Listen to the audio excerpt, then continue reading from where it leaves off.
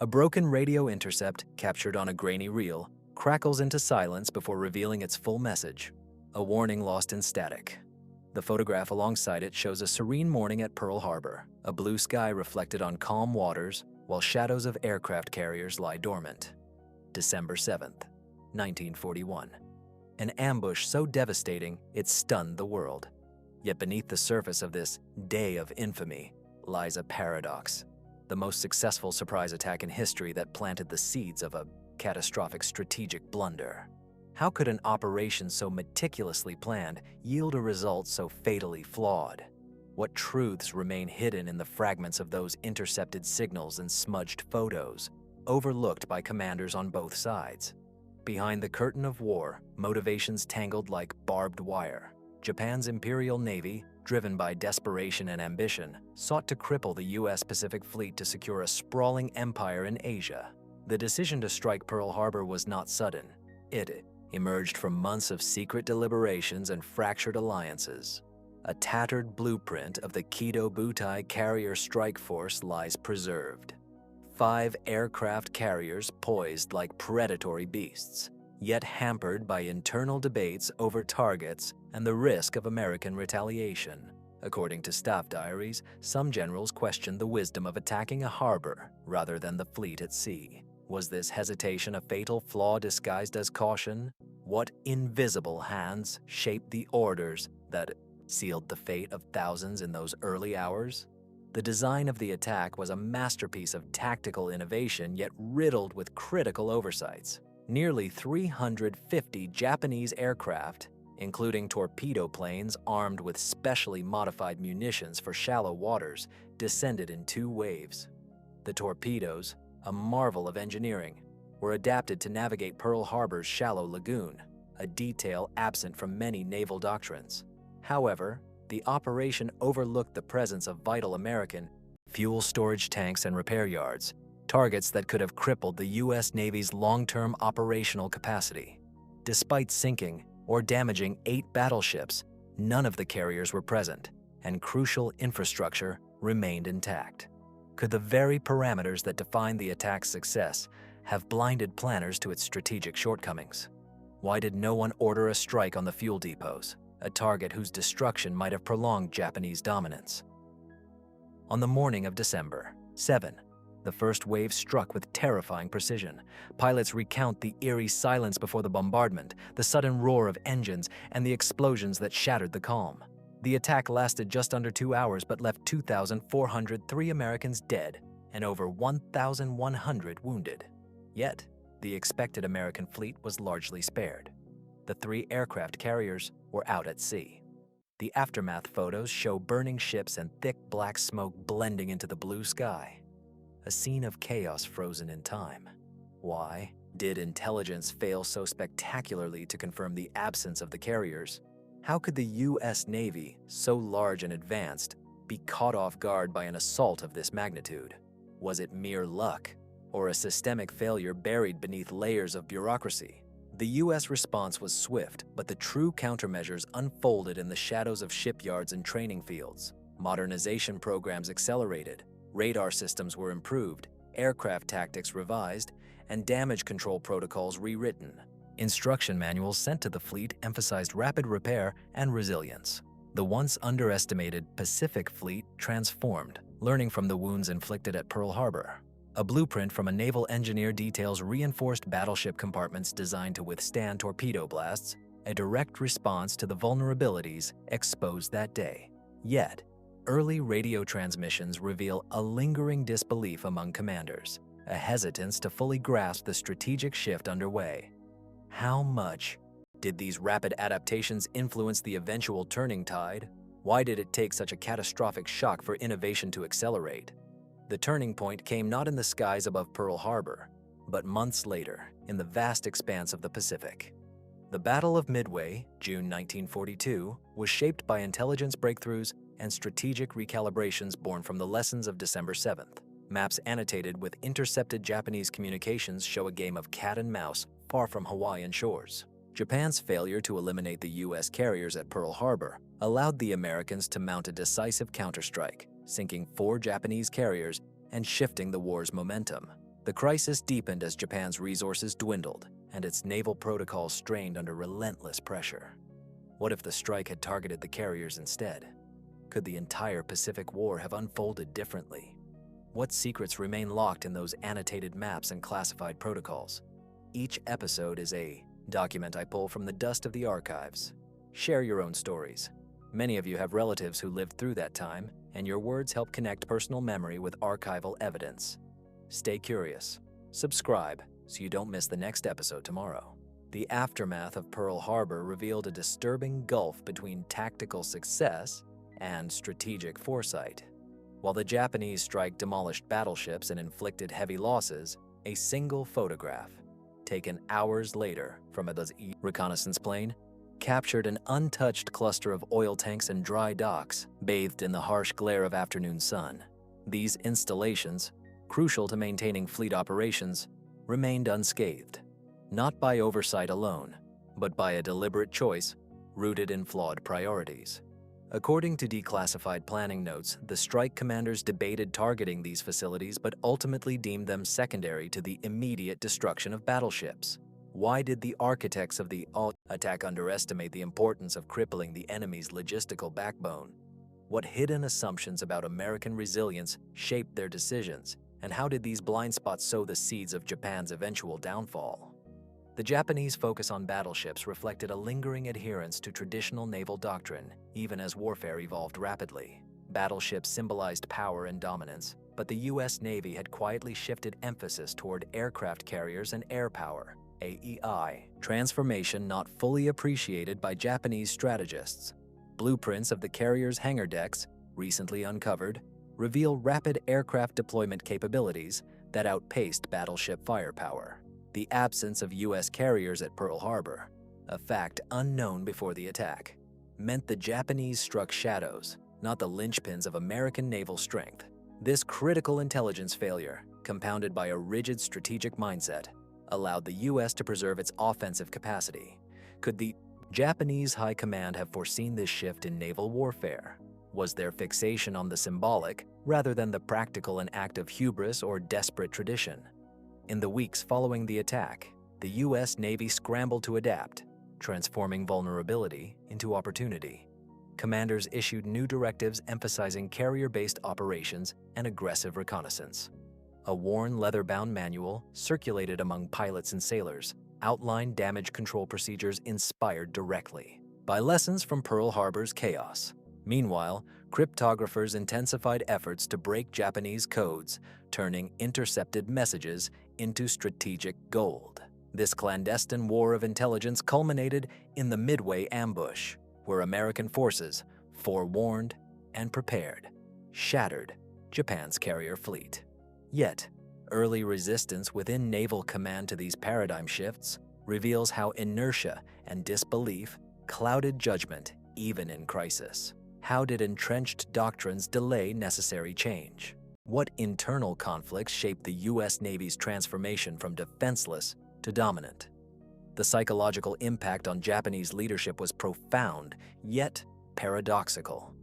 Initial euphoria over their tactical victory masked growing apprehension about the war's trajectory. Memoirs from an Imperial Navy strategist kept secret for decades describe a haunting realization. The attack had awakened a sleeping giant, galvanizing American industrial and military might beyond expectations. Strategic reserves, once considered sufficient, dwindled under the strain of prolonged conflict. Maps inked with resource allocations show a tightening noose around Japanese supply lines, stretching from the home islands to distant outposts. Could Japan have recalibrated its objectives after Pearl Harbor, pivoting from expansion to consolidation? Or were ideological imperatives too rigid to allow such flexibility? What internal divisions and hidden doubts shaped the empire's desperate gambles in the months that followed? As the war dragged on, the failure to destroy critical infrastructure at Pearl Harbor emerged as a glaring vulnerability exploited relentlessly by U.S. forces. Repaired battleships returned to service, but more crucially, the intact fuel depots enabled sustained naval operations across the Pacific. Archival footage of repair crews working around the clock contrasts starkly with the smoldering ruins seen in earlier images, illustrating an industrial resilience that defied Japanese expectations. Technical reports detail innovations in ship repair and refueling logistics, accelerated by the urgent demand for operational readiness. Why did the Japanese underestimate this industrial capacity? Was there a fundamental misreading of American society's ability to mobilize for total war? How did this miscalculation alter the strategic landscape in ways never fully acknowledged by wartime planners? The lessons of Pearl Harbor reverberated far beyond the immediate conflict. It became a case study in the perils of underestimating an adversary's adaptability and the dangers of tactical victories divorced from strategic vision. The paradox of the attack, devastating in execution but flawed in consequence, continues to challenge historians and military analysts alike. Hidden within the layers of intercepted communications and battle plans lies a cautionary tale about the interplay between technology, intelligence, and human judgment. What might have happened if the Japanese strike had targeted differently, or if American command had reacted faster? These questions linger, shadows in the archives, inviting us to reconsider the true cost of that fateful morning in 1941. In the immediate hours following the attack, a peculiar silence fell over the command centers on both sides, a silence punctuated only by the crackle of damaged radios and hurried, fragmented transmissions. An intercepted but incomplete radio message from a Japanese squadron commander hints at confusion. Target destroyed, but no sign of carriers. Unexpected, the abrupt cutoff leaves questions unanswered, a ghostly echo of uncertainty. This confusion was mirrored in Washington, where initial reports failed to grasp the full scope of the attack, contributing to delayed strategic responses. The broken communications and partial information painted a foggy battlefield, obscuring the true implications of the strike. How could such a meticulously planned assault generate so much operational ambiguity?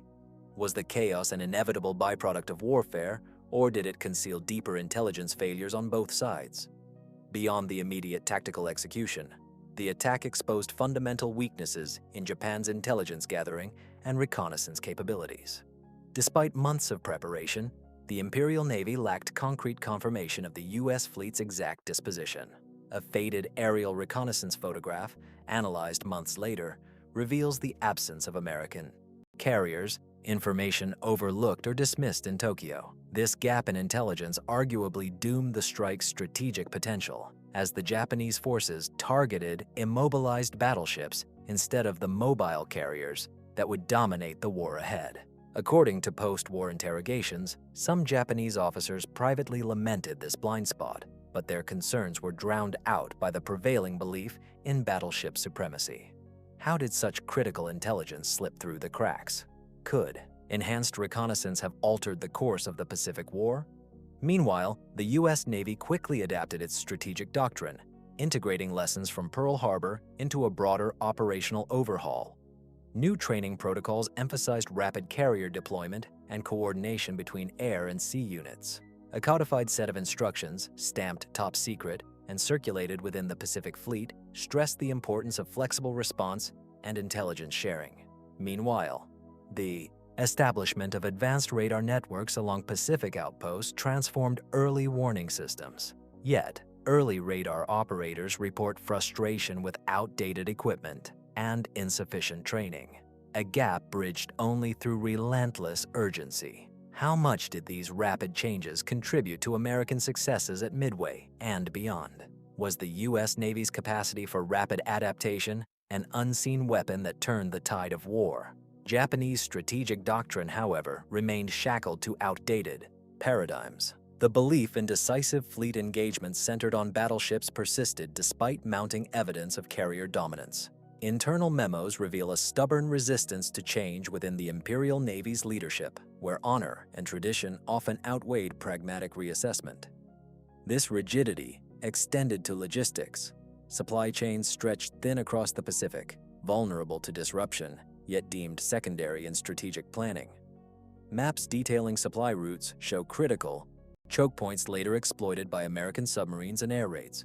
Could a more flexible doctrine have preserved Japanese naval strength? Or was the empire's fate sealed by an inflexible worldview that failed to grasp the evolving nature of modern warfare? As the months wore on, the consequences of the Pearl Harbor strike's strategic shortcomings became painfully clear. The U.S. industrial machine, undeterred by the initial shock, ramped up production exponentially. Shipyards flooded with new carriers, battleships, and aircraft, dwarfing Japanese output. Photographs of bustling American shipyards, cranes silhouetted against smoke-streaked skies, starkly contrast with images of Japan's strained factories, laboring under resource shortages. The failure to incapacitate American repair and fuel facilities at Pearl Harbor allowed this industrial resurgence to proceed unhindered. How did Japan's strategic miscalculations accelerate its own decline? Was the attack's failure to cripple America's war-making capacity the single greatest mistake of the entire Pacific campaign? In the shadows of these material battles, psychological warfare played a subtle but significant role. American morale, initially shattered, rebounded with fierce determination. Propaganda films and radio broadcasts transformed Pearl Harbor from a symbol of defeat into a rallying cry for total mobilization. Conversely, Japanese leadership grappled with the unforeseen consequences of their actions. A war that was meant to be swift turned into a grinding attrition. Secret diaries of Japanese officers reveal a growing sense of fatalism beneath the public veneer of confidence. Could the emotional and psychological fallout from Pearl Harbor have been as decisive as the physical damage? How do these unseen battles shape the outcomes of conflicts as profoundly as guns and bombs? Each piece of this complex puzzle, broken intercepts, overlooked targets, doctrinal rigidity, and industrial might, reveals how a stunning tactical victory transformed into a strategic catastrophe. The attack on Pearl Harbor was not merely a moment of destruction, but a catalyst for a war that would ultimately consume an empire. What other hidden layers remain buried in the archives, waiting to reshape our understanding of that day and its aftermath? In the final analysis, the attack on Pearl Harbor stands as a haunting testament to the peril of triumph without vision. The Japanese strike, though brilliant in execution, failed to anticipate the broader canvas of war, a vast, relentless struggle where industrial capacity, intelligence, and adaptability would dictate survival. The untouched fuel depots, the absent carriers, and the misread signals formed a constellation of missed opportunities and fatal miscalculations. A faded map, annotated by Japanese planners in the months after the attack, reveals a shrinking perimeter, a defensive posture born from strategic overreach. Yet, within this collapse lies a stark lesson. Victory in battle does not guarantee victory in war.